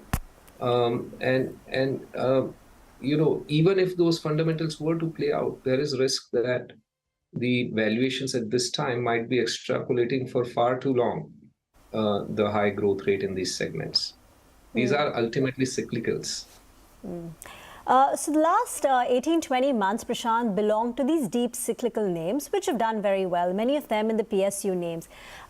Cycles of late have started turning out to be shorter. So there is a possibility that this cycle comes to an end and the market latches on to a new theme. If you had to bet on 2 or 3 themes that the markets could look at for the next, you know, say 18-24 months, which ones would it be according to you?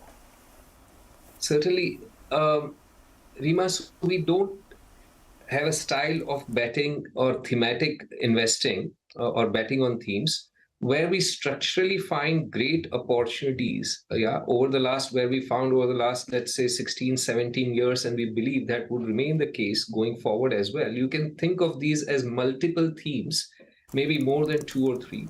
So private sector financials would be one that I would point out. Obviously, Prashant just mentioned 37% of the market of Nifty is financials. Most of it, probably 80-90%, is private sector financials, and there you can get the entire gamut of large cap, the largest of large cap banks, to smaller or mid cap NBFCs, and there are non-banking, non-lending financials as well, be it insurance or other capital market intermediaries of varying sizes within small, mid, and large. And I think that's you can call it a theme or several themes within that 37% of what is represented in the market. And that is structurally, our team has found great lot of opportunities in this private sector financial. So that would be one. I would point out consumption as another one. Structurally, you can always find opportunities, be it staples or discretionary. So discretionary would include likes of automobiles, retail, media, and so on and so forth, besides the staples. So there the team continues to find great lot of opportunities, has found over the last 16, 17, in my professional career, I found over the last 16, 17 years, and here at White Oak, the team has continued to find always some great opportunities there. There can again be some sub-themes you can think of, greater rising spends on certain categories of consumer discretionary items as per capita income rises from 2,000 to 3,000 to 4,000. Obviously, we are going to consume more chocolates, or you'll see faster growth in chocolates than in toothpaste. What is more injurious to your teeth than what is good for your teeth. So those kind of sub-themes could be there within consumption as well. And then you have some of the other sectors that Prashant was mentioning. Obviously, in IT service, humongous wealth creator over the last 20, 30 years. Despite the challenges it has seen over the last 12 months to 18 months, I would say, given the slowdown in the global demand environment, there are large number of great investment opportunities that our team is able to find in IT services, and also then in capital goods sector, industrial sector. The teams do very well and continue to see opportunities there. Prashant, absolutely well put. By the way, there are visuals coming out of the National Stock Exchange that you can see the NSE CEO MD Ashish Kumar Chauhan ringing the bell, not opening or closing, but ringing the bell for the Nifty hitting 20,000. I think there is a cake, Rima. Yeah, there is a cake. There's always a cake, right? So yeah, I mean, that's Celebrations at the NSE, cutting of cake, the ringing of the bell as they celebrate this momentous milestone day when the Nifty has hit that 20,000 mark for the first time ever, clocking in a stupendous rally in the last 6 months. From the beginning of the year, the Nifty has rallied about 15-16%. The small cap index has rallied 45%, while the mid cap index has rallied close to about 40%. In fact, let's detail out this journey from 19,000 to 20,000. Nigel is here with the top gainers and losers. Well, that's right. The Nifty is at around 20,000 odd, and we have done this move from around 19 to around 20,000 just in 52 sessions. Remember, there was a painful move between 18 to 19,000, and I say that because the Nifty took 425 days. But in the past, we have done this 1,000 point at a faster clip. That's between 16 to around 17,000 when we did it in around 19 sessions. Well, the Nifty would be up close to 5.5%, but take a look at individual indices. Whether you look at the banking space or the Nifty PSU index, well, that's moved very, very well. And when the markets find their momentum, you have realty and metal stocks that do pretty well. And one end up has been held on because the IT index, that's been rock solid. It's outperformed the Nifty as well. Well, in this duration of close to around 52 sessions, what's outperformed the Nifty has clearly been the mid cap and the small cap indices. Big returns in there. Now let's focus on the top Nifty stocks. In this period from the end of June till date, well, you have NTPC, Coal India, otherwise boring companies, they've done very, very well. Cipla as well, there are hopes that there'll be a deal that will close out. That's why that's up by more than 20%. And domestic facing themes, L&T, Tata Steel, Adani Ports, they're up between 17 to around 20%. So very, very good run is what we've seen on some of these frontline Nifty stocks. But there have been some underperformers. UPL, Britannia, HUL, all three of them, well, there have been relative underperformance in this market that's been running along. But I said mid caps have done well and PSU stocks as well have done well. So just combine both of them and you'll see some of the top gainers from the broader markets have been mid caps that are part of the PSUs as well. So you have IRFC, Kochi Shipyard, MMTC. They're not satisfied by this 20, 30, 40, 50% returns. They're up between 100 to around 160%. Pull up a few more of those names in the broader markets which have done very, very well. Idcon, Moscow Dog, SJVN, all of them gaining big time. Throw in there Jyoti Laboratories as well, that is up more than 70%. But a couple of stocks have underperformed, but that's company specific. Delta Corp on the back of the GST hit that they got. And Vedanta Limited, because of problems at the promoter entity with regard to their debt servicing, that as well has been an underperformer. But to sum things up, it's been a good run. 52 sessions, the Nifty moves from around 19 to around 20,000 odd. Will we be setting our sights on 21,000? Time will tell. Okay, well, Nigel, very interesting journey on the Nifty as you highlight, as you detail out. Prashant, we'll thank you here for joining us. Appreciate your time as always on CNBC TV18, and here's to many more chats along the journey as the market continues to do well. Thank you very much once again. Well, we'll take a quick commercial break here. On the other side, we discuss the rally in the broader markets. Stay with us. We are back in just 2 minutes. Back in just a bit.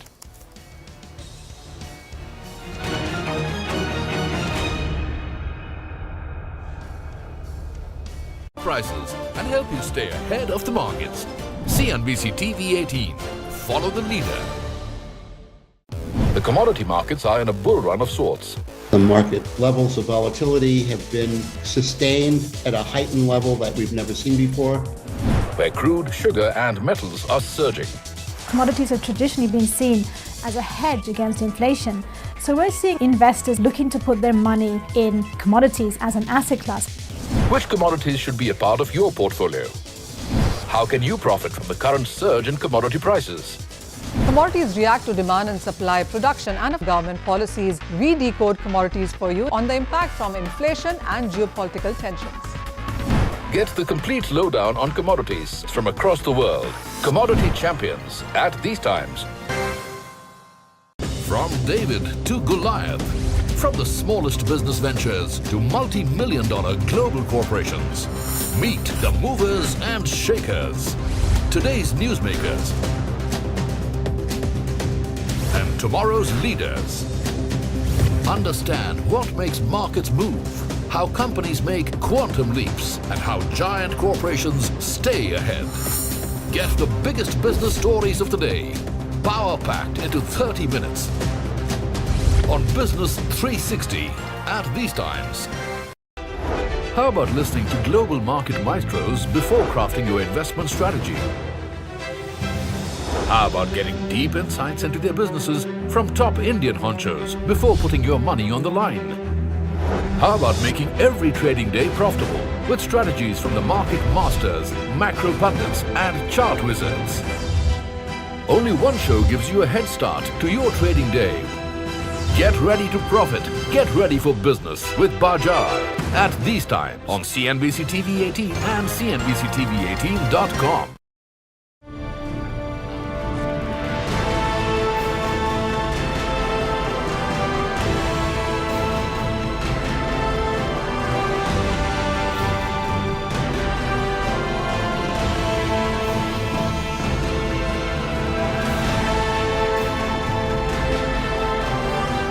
मैं Brazil के राष्ट्रपति Lula da सिल्वा को presidency का Gavel सौंपता हूं।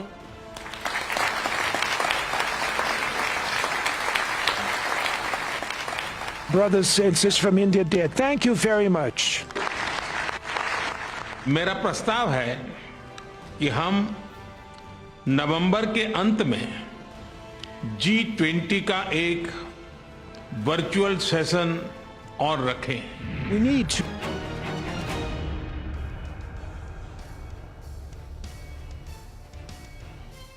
Welcome back to Bulls Charge Ahead, and what a day it's been on Dalal Street. The Nifty has crossed the 20,000 mark for the first time ever. The Sensex gained 500 points, but the broader market, well, they've been the star of the show. The mid-cap index continues to post yet another record close. In fact, the index has now surged above 41,400. The small-cap index gaining close to about 1% today, continuing with its upward march. Now, to talk about the way forward, Kotak has put out a brokerage report on this sector. And to take you through that report, well, they title this report as the Madcap Dash. So first, let me take you through some quick numbers. What's behind this breathtaking mid-cap rally? Now, the mid-cap index has rallied 32%. The small-cap index has rallied 35% in the last 6 months. The mid and the small-cap funds of the domestic equity mutual funds have seen massive inflows of 21,500 crores. At the same time, the large cap and the flexi funds have actually seen outflows. This is over a period of the last 4 months, excluding the data which came today. And thirdly, we've seen some massive rush of fresh retail investors into the mid and the small cap space. 6.4 million folios have been opened in the mid and the small cap equity mutual funds in the past 12 months, an increase of 34%. Now, Kotak sees limited point in trying to find fundamental reasons behind the steep increase in the stock prices of several mid and small cap stocks. They say there is no meaningful change in the fundamentals of most companies. In fact, they've worsened in many cases. The primary driver of this rally appears to be irrational exuberance among investors, which is based that given the steep increase in prices that we've seen in many of the stocks, it's pushed up expectations, return expectations, that these kind of returns will continue in the future as well. Now let me get to the hot segment. What Kotak believes is the view on the favorite sector, which largely comes under the investment category, which includes stocks and sectors like capital goods, industrials, railway, defense, EMS, renewables, real estate. And look at the eye-popping returns some of these stocks have given. Mazgaon Docks in the last 6 months up 200%, Suzlon up 180%. Now, Kotak says that we're likely to see a decent investment cycle, but they're not sure about the quality of many of these stocks given their historical weak execution and governance track records. In addition, many of these sectors fall in the B2G category. B2G is business to government or B2B categories, which also raises concerns around execution and profitability. And therefore, Kotak believes the market expectations on both the revenues and the profitability may be too optimistic, which is why Kotak has dropped their recommended mid-cap portfolio list. They cannot find too many stocks beyond the BFSI space that offers decent potential upside from here on. On that note, let's listen into some market opinion that we got from Nilesh Shah of Kotak Mahindra AMC and Sunil Singhania of Abacus Asset Management. You know, all milestones are good, and particularly a happy occasion when the milestones are on the positive side. So I would say it's just a number, 20,000, but it's definitely a big number. And I think it's clearly reflecting obviously the strength in the economy, all the good things which are happening from the leadership of the country perspective in terms of growing India's importance in the global economic order, as well as the focus on growth. And obviously, despite the Nifty being at 20,000, it's not that we are in a crazy kind of a zone, at least as far as the Nifty P multiples are concerned. So I think all in all, it's been a pretty good, I would say, the past few months. Good combination to play both PSUs as well as the banking segment, which I just talked about, is through the PSU banks. I think there the results have been fantastic. They're trading at 4 or 5 PE multiples other than the largest PSU bank, which is again very cheap. So what I would say is that if it is only news flow based without the fundamentals supporting the valuations, then obviously you should use this opportunity. It's always said that in a bull market, all your past mistakes you can rectify by selling. And in the bear market, all your, I would say, the ruin, you get an opportunity to buy them back. So this is a time where all your past mistakes, it's an opportunity to just and just get into some good stocks. I think this is time where, yes, on one side we should celebrate 20,000 Nifty, but please remember that this is also time to exercise some amount of caution. As you go down capitalization, valuation should become cheaper. In current market, it is becoming expensive. Lower the market cap, higher the valuation. Generally, such kind of valuation don't last long. So buy quality, buy stocks at reasonable price, buy stocks with a longer term horizon, not with the momentum, and enjoy the party, but be responsible. Let me make just one comment on PSU side. There's no divestment supply right now. Government had sold Mazgaon Dock at 200 rupee and now at 2,000 rupee. There is no supply. At some point of time, divestment supply will emerge, which will cool off the PSU stock prices. Second, from a global point of view as well as local point of view, there are some events which one has to keep in mind. It's quite an interesting point on PSUs, right, which have led the rally, that at some point, maybe the government offer for sale is going to come in. Mazgaon Dock's offer for sale, Nilesh was saying, came in at 200 rupees. And now the stock price is at 2,000, right? Maybe the government will want to capitalize on this massive rally that we've seen in PSUs. And that's a risk, right? And that's a risk, but it's not really, I mean, we've had so much stock coming to the market, right? But stocks, you see a one-day blip and stocks kind of move on. Yeah, but that's the other side of the story. Well, Yash, my colleague, caught up with Ashish Kumar Chauhan, the Managing Director and CEO of National Stock Exchange. After all, it's Nifty's day at 20,000. Let's cut across. Done. हाँ 1 by 1 कर लेते हैं। So 1 by 1 कर लो, ठीक है, चलो। ये उठा लो, ये टेबल उठा लो, कोई गिरेगा। 1 by 1 करे, 1 by 1 करे, 1 by 1 करे। Start, rolling. Thank you so much, Ashish bhai, and congratulations on Nifty crossing 20,000. We waited for this cake, we waited for this number for so long, and now when we've reached 20,000, there are so many positive triggers. India's ranking in the global stack, the macroeconomic factors, its fiscal roadmap. How do you see this number in accordance with the situation that we have, the macro around India? Would you say party abhi shuru hui hai? Yeah, absolutely. I think congratulations to India. NSE and Nifty only represent what India is doing.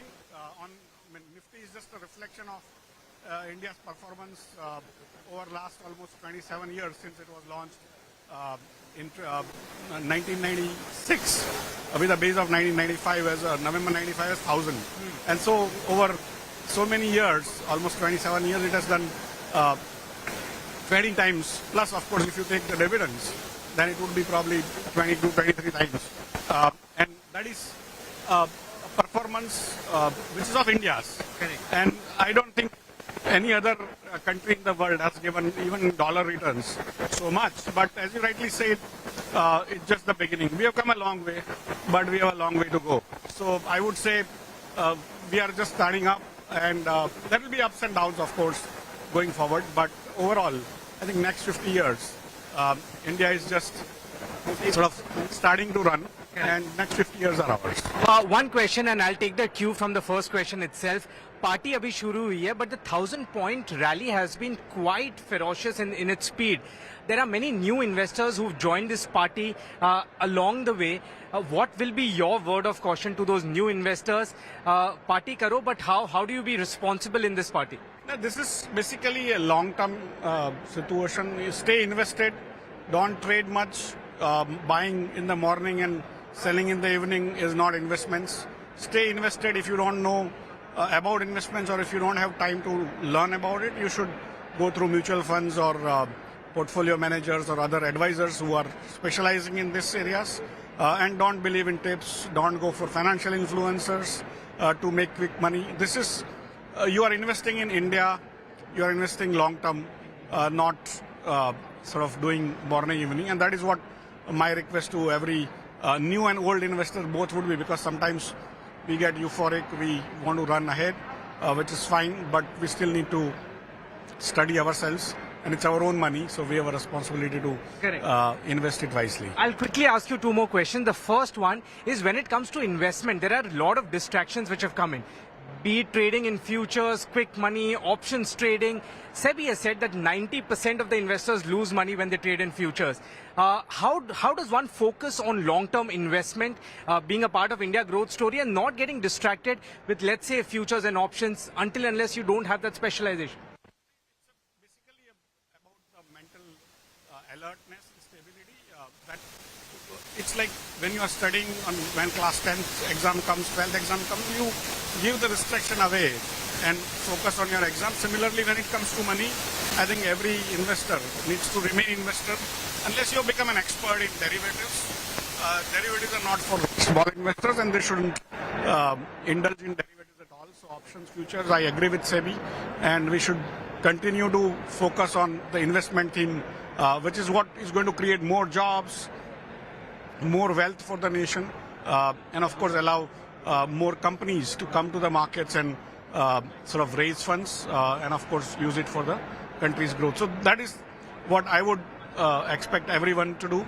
But somewhere, if you have become expert, of course you are most welcome, but look at your own ability to take risk, not in addition to not only your knowledge, but also your ability to take risk also counts in the derivatives. But broadly, retail investors, stay away from options, futures, stay away from day trading, stay away from all the tips you get even on television.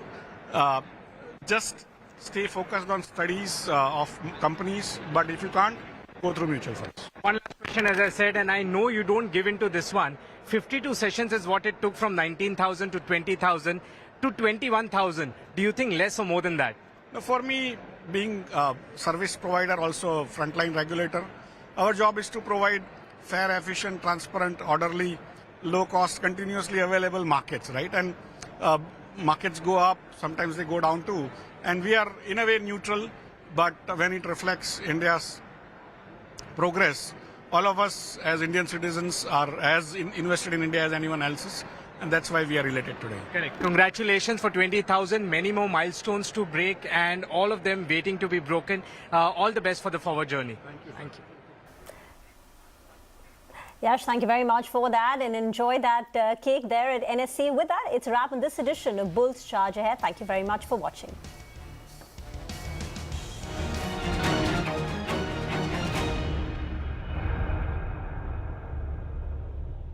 Our efforts to achieve the goal of ending world hunger by 2030. We were able to agree on the G20 Leaders Declaration, which is a truly meaningful achievement. This G20 confirms once again the isolation of Russia. Russia is, and Putin is, very much in the wrong in terms of the instability they're causing in the world, the impact on food prices, the impact on global inflation, on supply chains.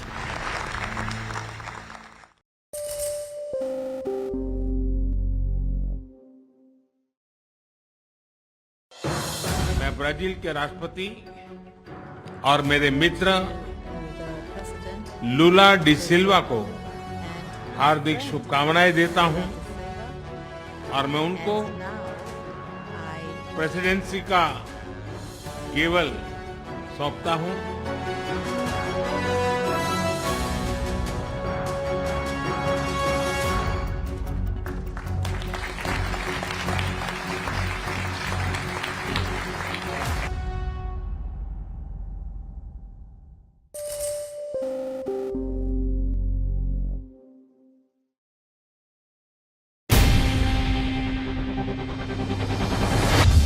CNBC TV18's most comprehensive and award-winning news show, India Business Hour, drops first on YouTube. So get the first access to the most influential architects of policies and politics, the key news makers of the day. Discover the big themes as we decode the business of markets, macros and more. Be the first to go to the heart of all the top stories that drive the day's agenda. Catch the award-winning India Business Hour live every night on YouTube with me, Shireen Bhatt. India Business Hour live on YouTube at CNBC-TV18 weeknights at 7 p.m.